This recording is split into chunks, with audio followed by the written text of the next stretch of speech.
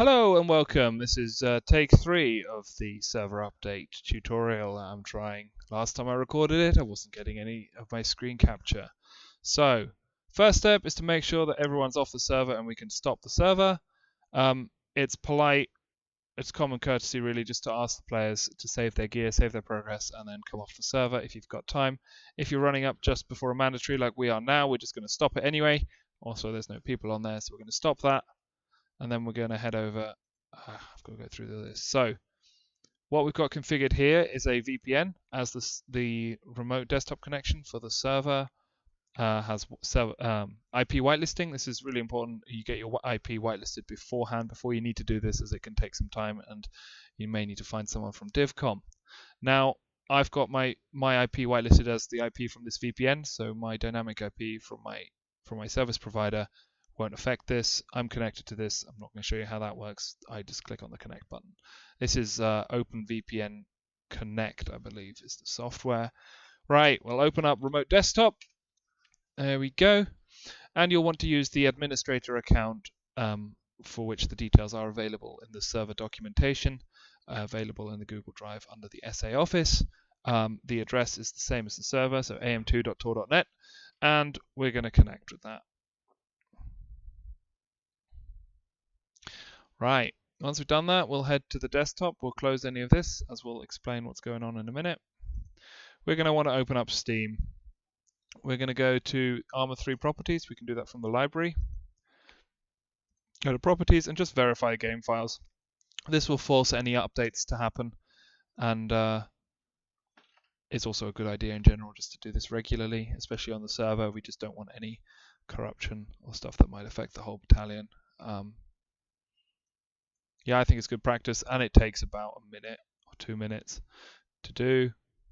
No real harm in doing it.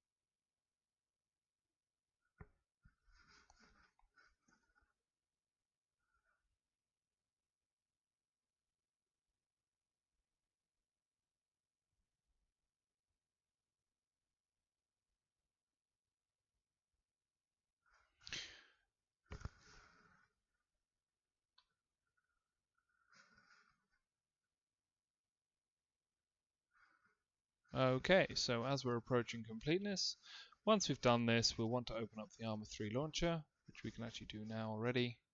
Shouldn't need to touch that.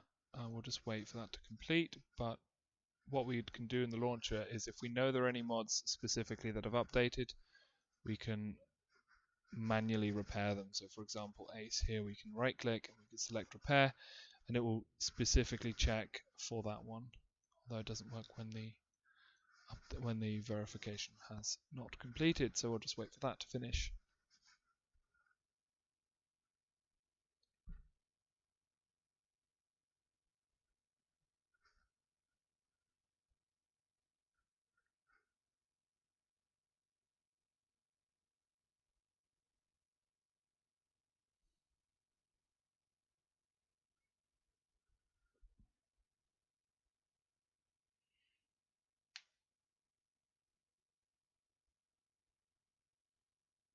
Come on.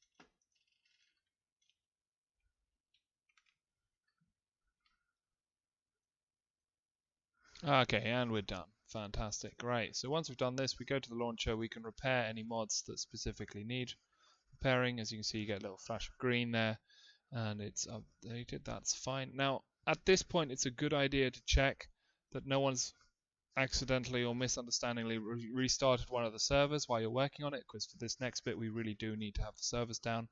The previous bit, only if a mod actually needs updating that's being loaded, that has been loaded. So what we're going to do here is we're going to open up a folder, Explorer window, sorry, and we're going to go to C, fixed mods, which is here, and then scripts. And actually, we'll go back up here. What we see here is two mod pack files, as you would get them from the launcher. What we're going to do is open up PowerShell, and we're going to make sure to run it as admin. This is really important, as creating symlinks, as we're going to do in a minute, requires admin permissions. So what we do is we cd to C fixed mods scripts. There we go. Like so, we can use tab to complete, and that works brilliantly.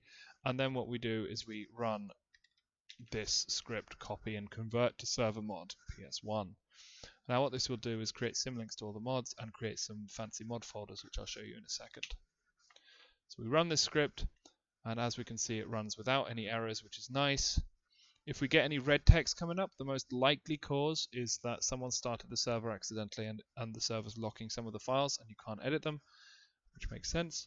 All we need to do is just go back and ask people to leave and shut the server down again and explain why you're doing it, ideally.